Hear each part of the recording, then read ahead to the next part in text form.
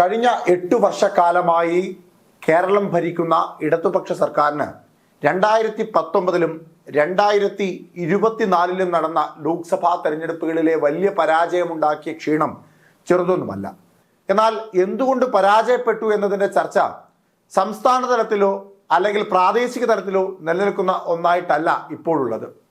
കേന്ദ്ര കമ്മിറ്റി അടക്കം ദേശീയ തലത്തിൽ ചർച്ചയാക്കുന്ന പ്രധാനപ്പെട്ട വിഷയത്തിലൊന്ന് 8 വർഷമായി സംസ്ഥാനം ഭരിക്കുന്ന ഇടതുപക്ഷ സർക്കാരിന് എന്തുകൊണ്ട് 2024 ലോക്സഭാ തെരഞ്ഞെടുപ്പിലും ഒറ്റ സീറ്റിലേക്ക് ഒതുങ്ങിപ്പോകുന്ന തരത്തിലേക്ക് അതപ്പതിച്ചു പോയി എന്നുള്ളതാണ്.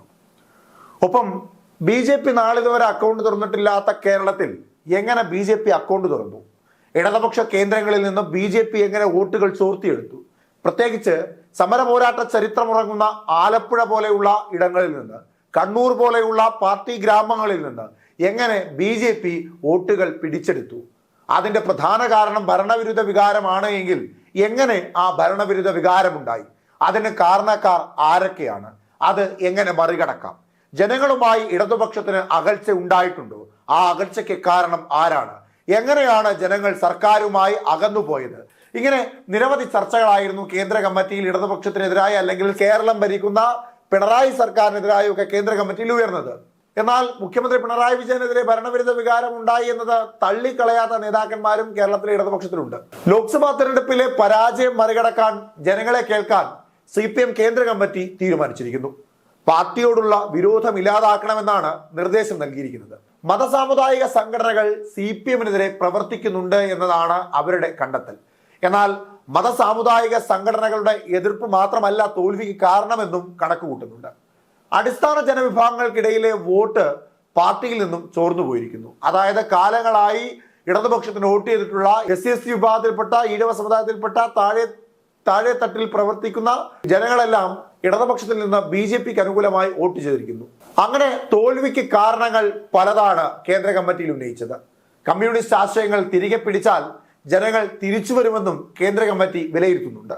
തോൽവിയുടെ കാരണങ്ങൾ പഠിക്കാൻ സംസ്ഥാനത്ത് ചേരുന്ന നേതൃയോഗങ്ങളിൽ കേന്ദ്ര നേതാക്കളും പങ്കെടുക്കുന്നു. തിരുത്തലിന് വേണ്ട മാർഗനിർദ്ദേശം കേന്ദ്ര നേതൃത്വം തയ്യാറാക്കി നൽകുമെന്നാണ് സൂചന ലഭിക്കുന്നത്. ഭരണത്തിനെതിരായ വികാരം എന്തുകൊണ്ടുണ്ടായി എന്നതും പഠിക്കാനാണ് കേന്ദ്ര നേതൃത്വത്തിന്റെ നിർദ്ദേശം. ഭരണവിരുദ്ധ വികാരം പ്രകടമായി എന്ന വാദം തള്ളാത്ത നിലപാടാണ് KK ശൈലജ ടീച്ചർ അടക്കമുള്ളവർ കേന്ദ്ര കമ്മിറ്റി യോഗത്തിൽ സ്വീകരിച്ചിരിക്കുന്നത്. സ്വാഭാവികമായും KK ശൈലജ ടീച്ചറിനെ പോലെ ഇടതുപക്ഷത്തിലെ വളരെ പ്രധാനപ്പെട്ട ഒരു നേതാവ് അത്തരത്തിൽ ഒരു നിലപാട് സ്വീകരിക്കുമ്പോൾ അത് പാർട്ടിക്കുള്ളിൽ പിണറായി വിജയനെതിരെ വലിയ ഒരു അകൽച്ച പാർട്ടിയിലെ പ്രധാനപ്പെട്ട നേതാക്കന്മാർക്ക്, പ്രത്യേകിച്ച് KK ശൈലജ ടീച്ചറിനെ പോലെയുള്ള നേതാവിനൊക്കെ ഉണ്ട് എന്ന് വേണം കണക്കാക്കുവാൻ.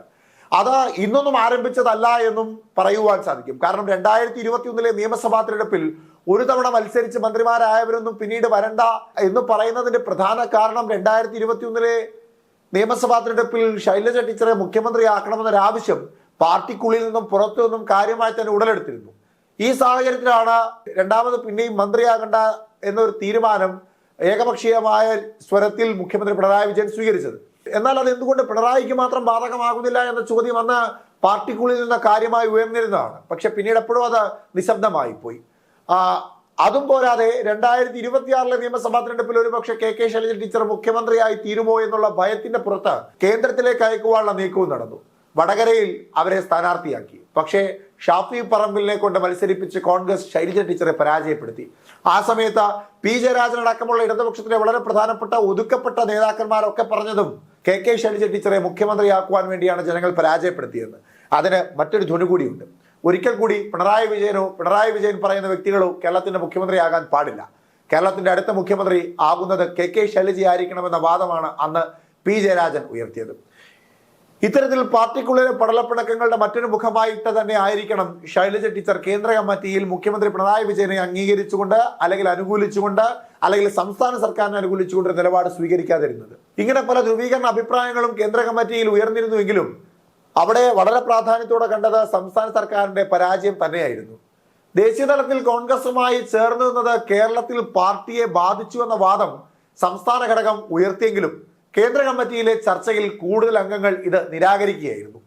കോൺഗ്രസ് കൂട്ടുകെട്ടിനെ ബംഗാൾ ഘടകം ചർച്ചയിൽ ശക്തമായി ന്യായീകരിച്ചു. ഒപ്പം രാജസ്ഥാനിലെ MP മാരും കേരളത്തിലെ സംസ്ഥാന സർക്കാരിനെ തള്ളിപ്പറഞ്ഞു.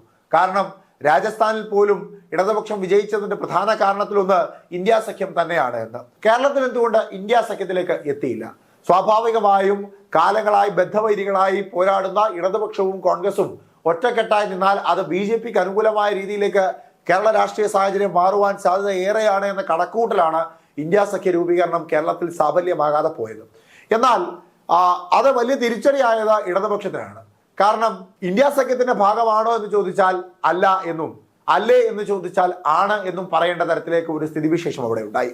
ഒപ്പം വയനാട്ടിൽ രാഹുൽ ഗാന്ധി എന്ന ഇന്ത്യ സഖ്യത്തിന്റെ ഏറ്റവും പ്രധാനപ്പെട്ട മുഖം മത്സരിക്കുമ്പോൾ ദേശീയ തലത്തിൽ ഇന്ത്യ സഖ്യത്തിന്റെ ഭാഗമായി നിൽക്കുന്ന ഇടതുപക്ഷത്തിന്റെ ദേശീയ നേതാവായ ആനി രാജ എതിരായി മത്സരിച്ചതൊക്കെ BJP കൃത്യമായി രാഷ്ട്രീയ ആയുധമായി ഉപയോഗിച്ചിട്ടുണ്ട്. അങ്ങനെ പരാജയത്തിന്റെ ആഘാതം കൂട്ടിയതിൽ ഒരു പ്രധാനപ്പെട്ട ഘടകം ഇന്ത്യ സഖ്യത്തിൽ ഉണ്ടോ ഇല്ലയോ എന്ന ചോദ്യത്തിന് മറുപടി പറയാൻ കഴിയാതെ ഇടതുപക്ഷം കുഴഞ്ഞു തന്നെയാണ്. ഏതായാലും രാഷ്ട്രീയപരമായി ഇടതുപക്ഷത്തിനുണ്ടായ പരാജയം കേരള ജനത സംസ്ഥാന സർക്കാരിനെ മാറ്റി നിർത്തുന്നതൊക്കെ കേന്ദ്ര കമ്മിറ്റിയിൽ ചർച്ചയായിട്ടുണ്ട്. പക്ഷേ കേരളത്തിൽ നിന്ന് പോയ കേന്ദ്ര കമ്മിറ്റി അംഗങ്ങളിൽ പിണറായി വിജയൻ അല്ലാതെ പിണറായി വിജയനെ ആരും അംഗീകരിച്ച് സംസാരിച്ചിട്ടുമില്ല. KK ശൈലജ പോലും. അത് വളരെ പ്രധാനമാണ്.